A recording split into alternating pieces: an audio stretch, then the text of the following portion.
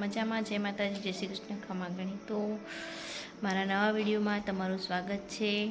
અને આજે હું શોપ પરથી આવી અને પછી હાથ પગ ધોયા અને લોટ બાંધી અને હવે હું તમારી જોડે આજે કંઈ નવું શેર કરી રહી છું। તો બ્લોગમાં બન્યા રહો। જે બનાવું છું તે રાજસ્થાનમાં મતલબ કે રાજસ્થાની ભાષામાં એને ફણગું એમ કહીએ છીએ। અને અહીંયા તો મતલબ મળતા જ નથી, રાજસ્થાનમાં જ મળતા, મતલબ કે રાજસ્થાનમાં બી વેચાતા બી મળે છે અને ઘરે બી બનાવી શકીએ છીએ આપણે। તો હું હવે ઘરે બનાવવા બેઠી છું, તે બી તમારા જોડે શેર કરું છું। તો હવે તમે જોઈ શકો છો।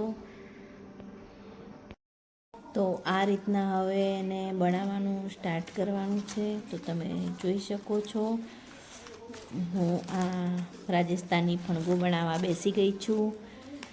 તો એને આ રીતના બનાવવાનું હોય છે, તમે જોઈ શકો છો।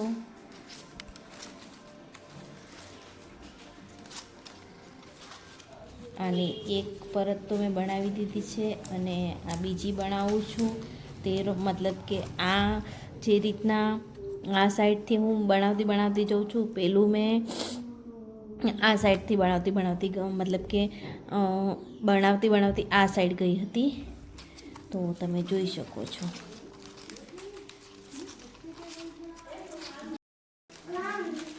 તો હવે તમે જોઈ શકો છો, આ બની ગયું છે અને રેડી થઈ ગયું છે। તો હવે હું એને ગાંઠ મારી દઈશ આ રીતના, તમે જોઈ શકો છો।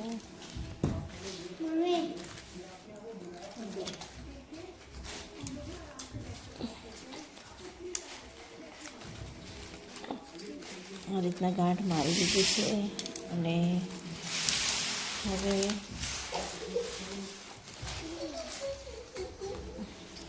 આ બીજું મેં જે બનાવ્યું હતું એને આ રીતના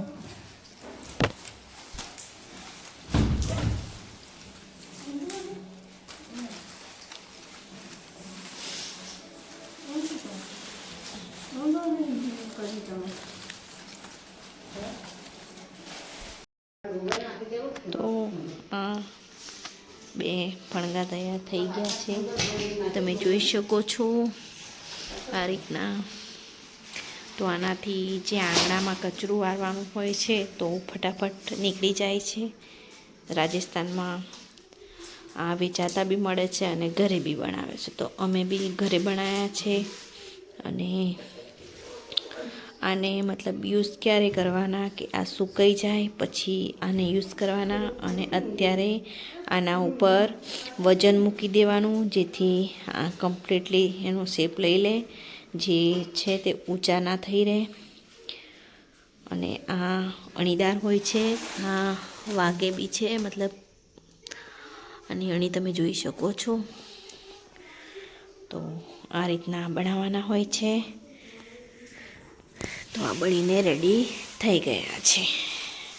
આનું વજન બી બહુ જ છે।